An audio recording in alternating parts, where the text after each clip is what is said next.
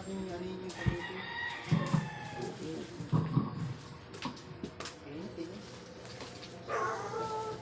Saka pastor, isalin mo na rin sa ilaw. Meeting natin sa ilaw. Mamaya natin pag-usapan. Wala na tayo ano, matulso ka na natin yung mga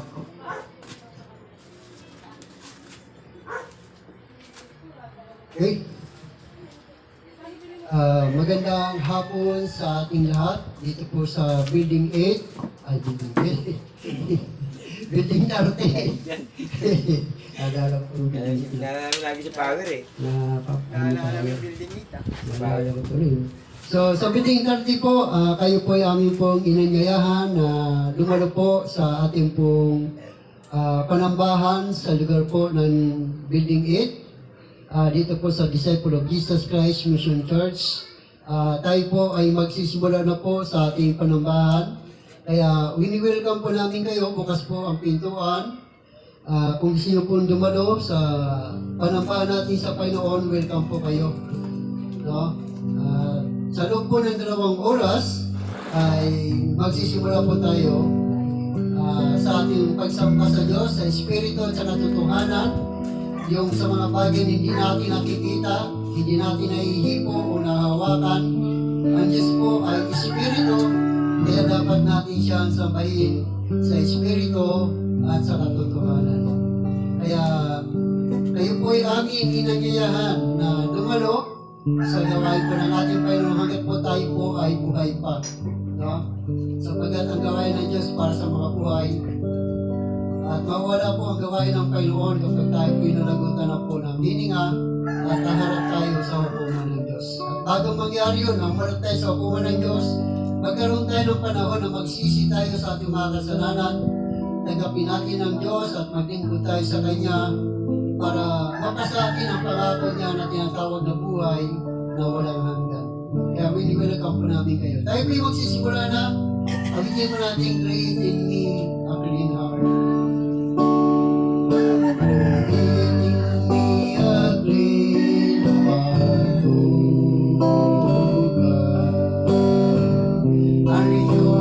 Spirit within me.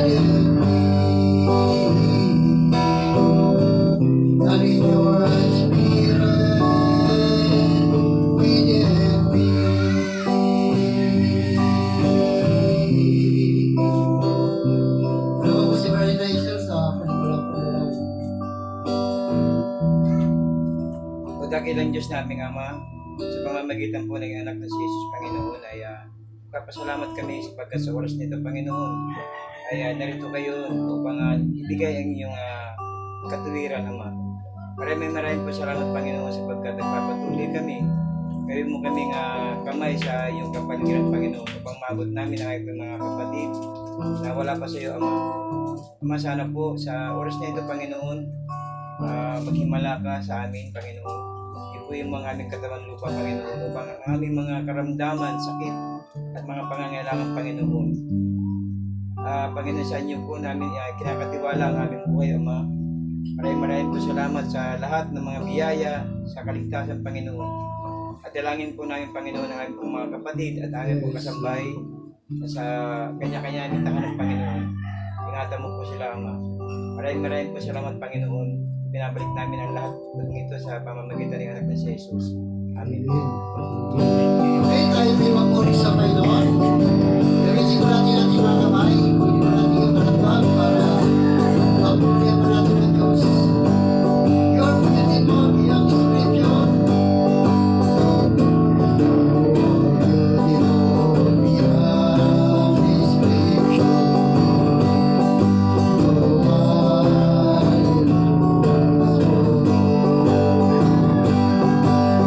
Wonderful God,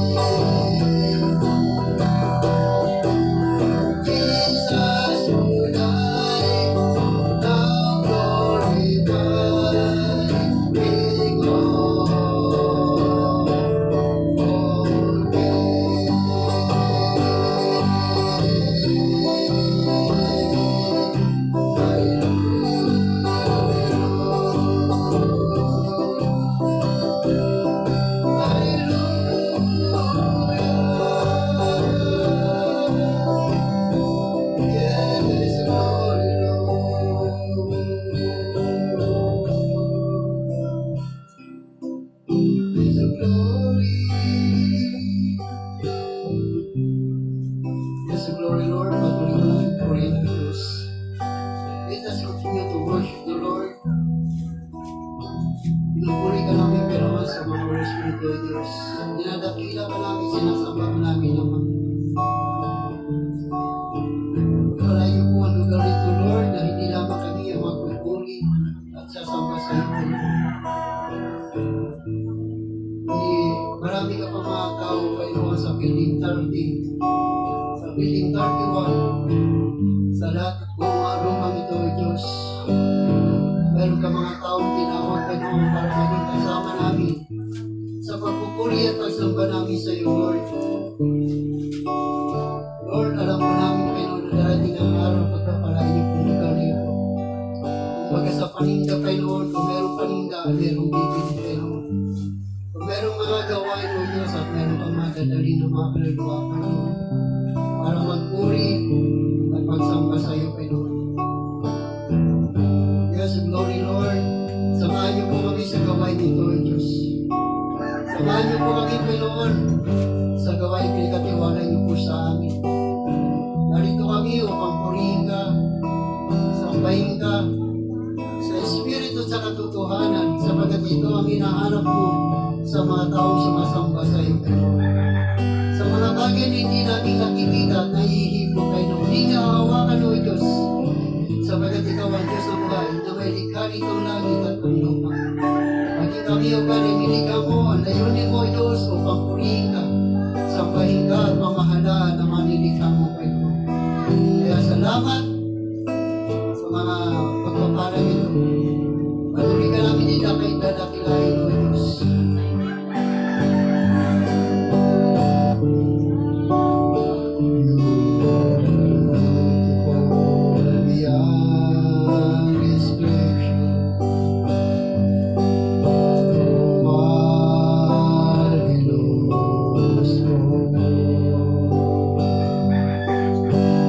Wonderful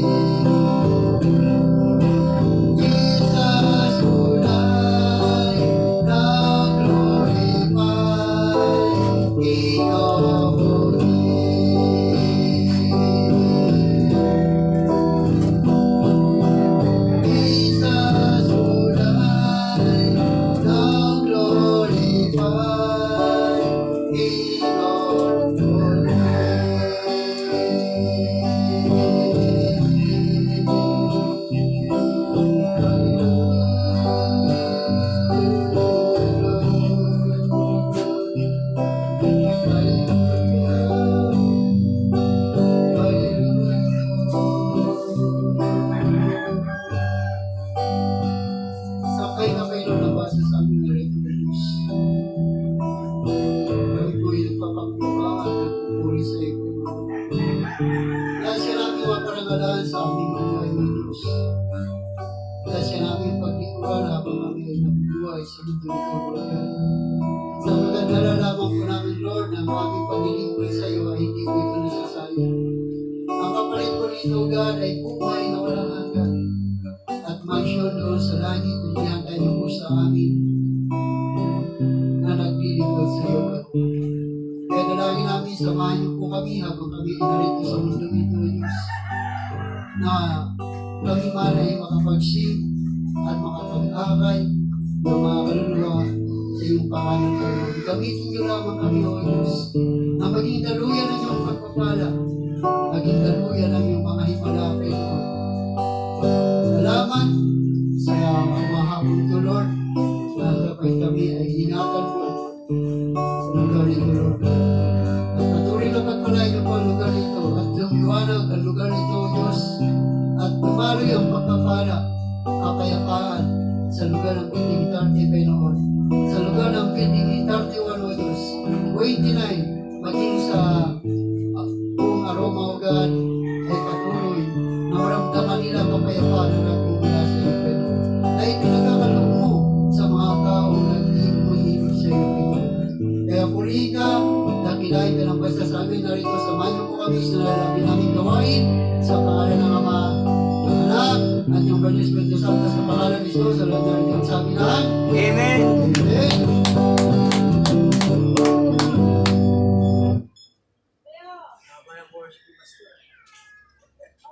Yan eh, naka-program yun dyan. Naka-program siya eh. 1 million views. Program yun. Alam mo, hindi lang tayo nanonood, marami yung nag-isa. Worldwide. Basta Visayas at Mindanao, maging sa ibang bansa ay napapanood po tayo. Kung sabihin, Hindi announce sa marami po tayong worldwide. napapasaya at napapakinggan nila ang tinig ng Panginoon sa pamamagitan ng ating mga video, sa pamamagitan ng sa FB, napapanood din po tayo. Via satellite. Maybe. No? At doon nga dapat sa building building 8 ay napapanood din tayo sa kanilang FB, ay kaso ay na-delete tayo doon. So hayaan natin sila na kung ayaw nilang makinig ng salita ng Diyos, Petition ba? Petition. sila na rin ang umayaw sa salita ng Panginoon. Hindi naman ako eh. No? So, yun ay nagpapasalamat tayo sa Panginoon dahil patuloy na binibigyan tayo ng Diyos ng kagalakan, kapayapaan na maglingkod po sa Kanya. Kasi kung wala na po tayong kagalakan, kapayapaan, napakahirap po maglingkod sa Panginoon. Hindi mo ba? Napakahirap po kasi nga maraming mga pagsubok dito sa mundo para alilin ka na hindi ka na makapaglingkod sa Panginoon at focus ka na lang doon. No? At dahil nga sa biyaya, kabag ng Panginoon, hindi niya panihintulutan na mangyari sa atin yun. Dahil nga, bigyan tayo ng pangunawa ng Diyos na hindi tayo taga rito sa mundo nito. Amen. Amen! Yun ang pag-unawa natin na ibinigay sa atin ng Diyos. Kung bakit kailangan natin magpatuloy sa paglilingkod natin sa Panginoon. Dahil makakamtan natin ang buhay na walang hanggan kapag nawala na po tayo dito sa mundo. Dahil ang sabi ng Biblia, ang binubuo ng laman at dugo ay hindi maaari magmana ng buhay na walang hanggan. 1 Corinthians chapter 15 verse 50. No? na doon ay sinasabi ng Biblia na ang hanggat nandito tayo sa katawang lupang ito na ating tinatahanan, tinitirhan, ay hindi mapasa atin ang buhay na walang hanggan. Kaya kailangan umalis muna tayo rito. At ang pag-alis natin sa mundong ito ay hindi po pinaalam sa atin ng Diyos. Biglaan na lang itong dumarating na hindi natin inaasahan. No? Saan ang paraan? Sa pamagitan ng lindol, sakuna, o kaya disgrasya, o anuman mga bagay na mga bagay na pwedeng mawala ang ating buhay, ay mangyari ngayon, nakakatiyak tayo na paggising natin sa kabilang buhay, ay makakamtan natin ang pangako ng Diyos na tinatawag na buhay na walang hanggan. Hindi tayo mapupunta sa apoy ng impyerno. Kasi ang apoy ng impyerno, mahirap po doon. No? Doon ay kahirapan ka ng apoy na hindi namamatay at mga uod na hindi namamatay. Kahirapan ka ron araw at gabi. Araw-gabi na pahirap yun. Kumbaga sa walang pahinga yun hanggat hindi bumabalik si Jesus Christ sa mundo, sa kanyang second coming. Mananatili ka ron sapagkat yun ay bilangguan ng mga taong namatay na hindi nagkaroon ng pananalig at panampalataya kay Kristo. Kaya, so patuloy ba tayo? Meron bang gusto magpasalamat sa Panginoon bago tayo makarinig ng salita ng Diyos? Meron po ba? Very nice, sir. Baka magpasalamat ka sa Panginoon.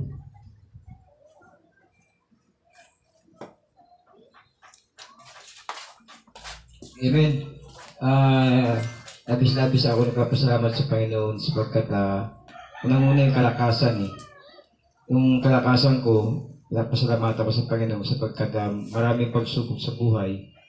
Saka yung kasalamat ako sa Panginoon, yung pag-unawa ba sa mga nangyayari sa paligid. Siyempre kung wala kang pag-unawa, minsan nagbabago-bago yung nakakagawa tayo ng masama eh. Pero yung lahat ng bagay niyan, pinagdarasal ko sa Panginoon na Panginoon, kayo po ang manguna sa buhay ko. Sapagkat siyempre, alam ko naman yung mga dati ko naging buhay na struggle yung buhay ko hanggang sa nakilala ko kay Panginoon. Pasalamat ako sa Panginoon sapagkat unang-una, nagkaroon ako ng kontrata. Sabihin, hindi lang din ako ang kumikita. Yung natutulungan ko rin yung iba na kapag trabaho, meron din silang kita. Ba? Sabihin, kasi kung wala kang kita, may pangangailangan ka eh. Lahat ng bagay, binibili ngayon eh. O ibig sabihin, yung biyaya niya, hindi ang mga pamamaraan ng Diyos. Pero ibig sabihin, yung pera natin, huwag natin masyadong mahalin. Minsan kasi, sobrang pagmamahal sa pera, pangangailangan, hindi ka natin ibinibigay eh. Kasi kung may pananampalataya ka sa Diyos, tumulong ka. Yung pera niyan, kasangkapan mo yan. Ibigay mo sa tao, magtiwala ka sa Diyos, matira ka lang. Kasi kung maniniwala ka na babalik sa iyo yan, ibabalik sa iyo ng Diyos yan. Kasi sa Diyos tayo nananalig eh. Diba? Kaya ibibigay natin sapagkat kung hindi natin ibibigay yan, pinahawak na sa atin yun eh. Yan ang pamamaraan, gamitin mo sa magandang bagay. Kaya mga tao yan, mga kapatid natin na bigay na mo naman ng ulam. Salamat tayo kasi may balik eh. Yung tulong natin sa kanila na unawaan din nila na, salamat. Brother Nestor, dami makukuha kapag kinuha. Nakatulad siya sa upa ng bahay, ganun. Kaya sabi nga, kung may magagawa kang mabuti sa kapwa, gawin mo na ngayon. Kasi hindi natin alam yung buhay natin, baka bukas, baka mamaya, wala na tayo. Kaya salamat sa Panginoon sa gawain ito. Na sana, panalangin ko rin, panalangin sana natin, na magpatuloy na to. Yung mga pagsubok na yan, diyan tayo nagkakaroon ng katibayan eh. Pero ibig sabihin, hindi naman sa pwede nangangaralan natin kapwa natin, hindi ka nagkakamali. Nagkakamali din tayo. Pero kung nalalaman mo yung tama, huwag kang ibig sabihin, huwag kang pabaya. Kasi huwag mong patatawin ng masama yung mabuti mo. Kung bakit po? Kasi wala, matatakpan tayo ng ng masasama pag tayo alam natin mali. Tapos tatahimik lang tayo. Sasabi ng ng Panginoon, gumalaw ka na. Ikaw, di ka gumagalaw. Nangyayari tuloy, yung masama tuloy na nananaig. Hindi na tayo nagkapangyarihan, hindi na tayo nagkaalaman. Nakapagpasa na tayo ng kasangkapan ng Panginoon, katuwiran niya eh. Ang mahalaga yung katuwiran natin, hindi yung katahalan natin, ibig sabihin ang gagaling mismo sa salita ng Diyos. Kasi yung salita ng Diyos, makapangyarihan yan eh. Pangyarihan yan. Pag yan ang salita, lahat kahit na masama kang tao, magbabago yan. Pero kung di mo sasabihan, sino yung pinasabihan ko? Yung pagsasabi na malumanay, pumamaraang natural. Kaya salamat sa Panginoon na ang gawain ito magkapatuloy. Maraming salamat. Purihin ng Diyos. Kay Brother Ricky, baka sinupasalamat sa Panginoon. Yan no? So, purihin ng Panginoon. Marami naman tayo. Kaya,